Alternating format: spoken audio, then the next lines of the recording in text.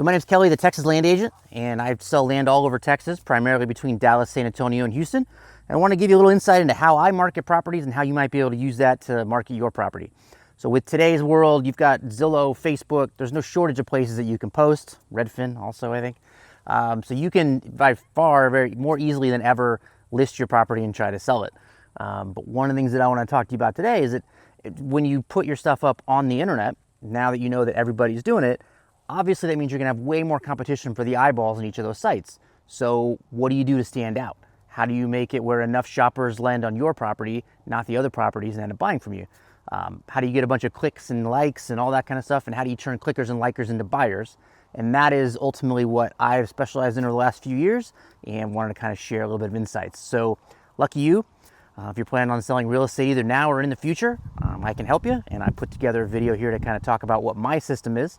So you can just chill out, relax a little bit, and learn how I sell land in the great state of Texas. Okay, so first, as your land sales specialist, my job isn't just to list your property. I don't get paid to take pictures, I don't get paid to put up signs, and I don't get paid to create engaging video content. Any trained monkey can do that. That's literally the beginning of the job. So if you own property and you would rather somebody else own that property, there's very little value to just putting up a listing. But unfortunately, or fortunately for me, that's where so many people in the industry and so many people outside of the industry trying to play in it just end up stopping. So if you think about it, there are a few strategies that you can use to list your property effectively, and ones that I use. And so to share those, give you a basic understanding of what I do with Facebook, that's probably a great place to start. So first rule, write a gold description. It's gotta be perfect, it's gotta be great. I literally saw one the other day that was just said, land in a good neighborhood. What is that? What does that even mean, right?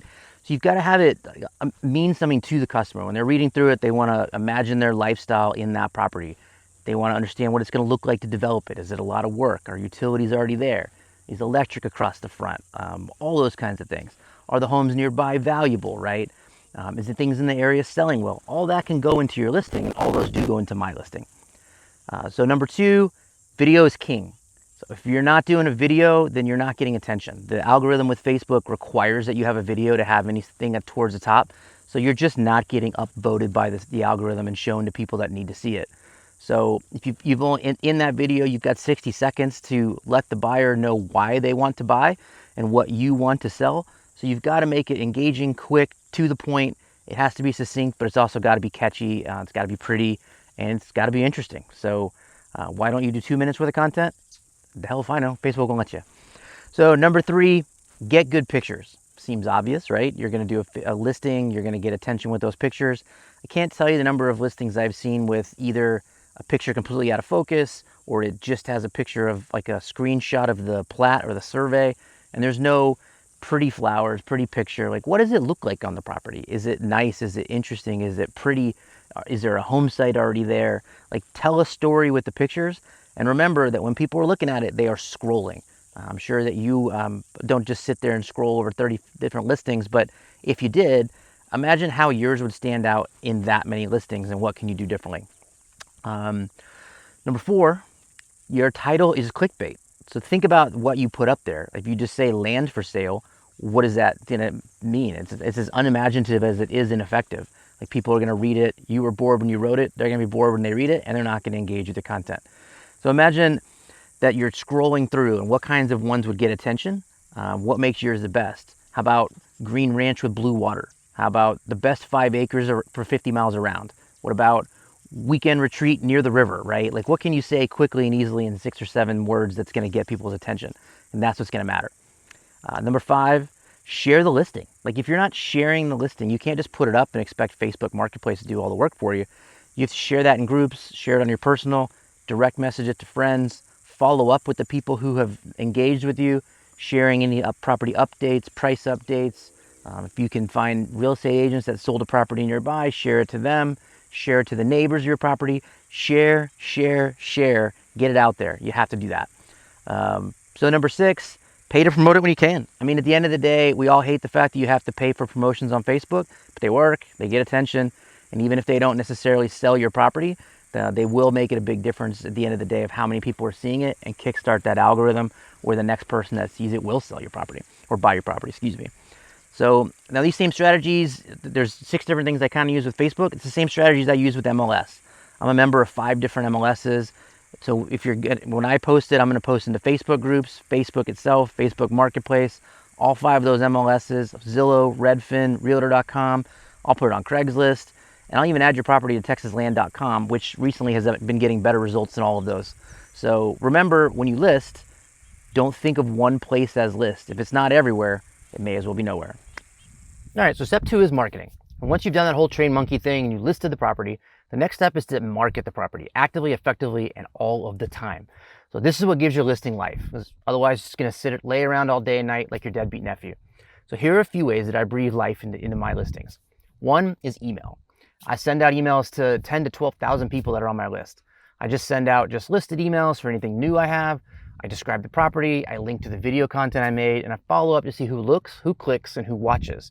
So that way I can follow up with them with content that's engaging but also relevant to them. I send a monthly listings newsletter where I highlight different listings all over Texas, some that I have and that I know that are great and I have all the details on. But I also go look, and if I find a listing I think will be relevant to them, I share it with them. So again, the idea is that I have engaging content and an email campaign that is interesting to people who are on my list. So that way, when you get a piece of property that's yours and I'm selling it for you, it's the same thing. They'll jump in, it'll be relevant. And I know it will be. So if you don't have an email list as big as mine, send to who you do know and ask them to forward to whoever they know and share all over the place. Use what network you do have if you're trying to do that yourself. The second is social.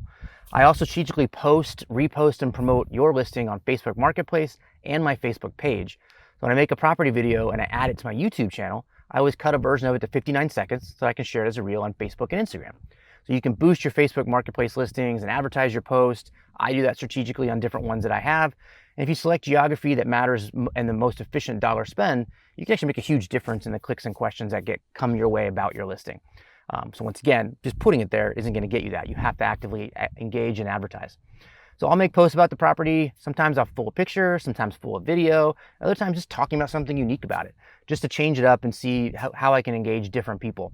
So I'll actively share it in groups for land buyers, investors, and shoppers all over the place. So number 3, other sites. I use Craigslist and TexasLand.com. Like I said, TexasLand.com has been very effective for us recently. The obvious next question is why? A lot of people are like, why would I mess with Craigslist? And the obvious next answer is I've sold properties with both. And I've tried 5 or 6 other sites that promise to get more eyeballs and more sales, but they didn't do anything. So I don't use those, but these I do. So the value of experience is also knowing what not to waste your resources on, which is one of the things that I've learned throughout the years. And being able to work with me allows you to kind of leverage my experience and my bad experiences as well. So 4 is the MLS. I'm going to post the listings to 5 different MLS sites. You've got Houston, Austin, San Antonio, North Texas, and Central Texas. And depending on the property, I sometimes have as many as 3 different listings for each property in each of those MLSs. So the idea being there's different categories that you can find people in, and not every agent searches across all of them. So I've got to have it listed where they're looking. So these sites also share to Zillow, Redfin, and HAR. So you're going to have all of those sites posted as well. Land.com and even Realtor.com. So the volume of times your listing gets seen goes up exponentially by being in those 5 different MLSs. It's just all over the place. So again, these are the 4 different things. So it's also important to edit and update these listings with strategic price drops, kind of on a regularish basis. When a realtor sets up an auto search for their buyer clients, as every good agent should, hopefully do, dropping the price on our end automatically emails both the buyer and his agent and reminds them about your property. Not just that it exists, we change the picture, we show them something different, and then we also drop the price. So also vary the main pictures in the description, like I said. So occasionally you want the buyer to have seen it a bunch of times. They see a new picture as a screen, they're gonna think it's a different property, or maybe just look at it and be, I didn't realize it had a pond, or whatever. So if they've seen it even 2, 3, 6 months ago, things may have changed, and it might be a rash decision that they didn't like it the first time, and now they're back in. So give them a second, a third, and a chance to fall in love with it. So while you can't post your listing in as many places that I can, there are ways that you can post directly to Zillow, to Redfin, some independent for sale by owner sites. So also make sure your contact info is complete. There are a lot of people who only email, only text, or only call. You got to remember, you got to meet your buyers where they are, which is what I do constantly, trying every possible thing I can, from digital, text, phone call, mailhead, dropping things off at work, putting flyers on houses, whatever it takes to get the buyer where they are. So the next step that I use in selling your property is going to be following up. And honestly, it's probably the thing that sets me apart the most, just in the sense that I can do the volume on the calls, the emails, the Facebook messages, the letters to people's houses. I'm going to aggressively and systematically follow up with anyone who's ever reached out about your property, property next to you, property down the street. I'm going to develop a database of people that I work with on a regular basis for referrals, and I'm just going to continue to create business. And that is one of the things that sets me apart, in the sense that I will take those people from interested to customers, and I'll do so with your property. So remember, if you put things on Facebook, you're going to get a ton of messages of people that just say, is it still available? Is it offer owner financing? And all these kind of questions that are going to annoy you, and they annoy most sellers. But at the end of the day, working with those people is what convinces them to ultimately become a buyer or a seller of property. And that's the difference. You have to follow up with those people. The more annoying they are, I get it, but unfortunately, that's the dirty little secret in sales, is that follow-up is usually king. The best salespeople aren't the ones that close. They're the ones that develop relationships, continue to educate, and move people through the sales process. That's what I'll do for you.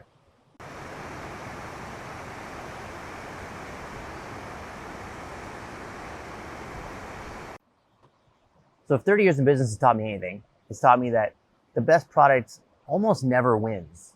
I've seen it in every industry I've been in. You see it when you look at the news, advertisements on TV. So understanding that just because your product, your land, your house is better than your competitors, it maybe even photographs better, maybe it's got a lower price point, maybe it's got a hill or a pond, the other doesn't. It doesn't mean that yours is going to sell faster, just empirically. It means you're going to have to manage that to sell it faster. So one of the tools that I use is a CRM, Customer Relationship Manager, and that helps me scale not only all the contacts that I have, but how I contact them. So there's a strategic mix of, do I phone call? Do I text? Do I send a letter in the mail? Do I send an email? Do I follow up on Facebook? Do I show up at their house or place of work? Whatever it is, like, there's different strategies, and that CRM helps me to manage that. It also helps me to manage multiple people. When I get a new property that I think might be of interest to somebody, it'll help me automatically send that, scaling my time. So those are the tricks and tools that I use.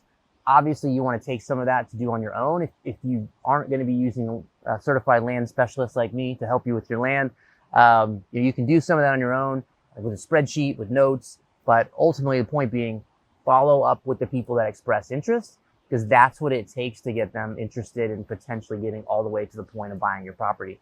So again, I can help, but you can also take that information and what I do and my strategy and lay it over what you're doing to help maximize your ability to sell as well.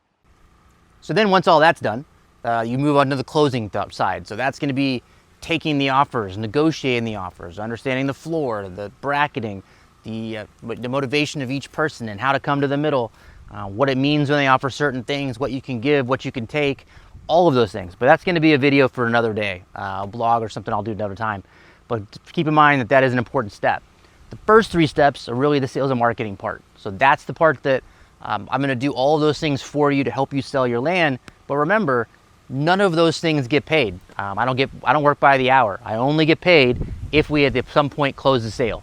So at the end of the day, the whole job is meant to get to the closing table, and that's where not only you get paid, but I get paid as well. So we both have the same goal, same motivations, and we are absolutely on the same team.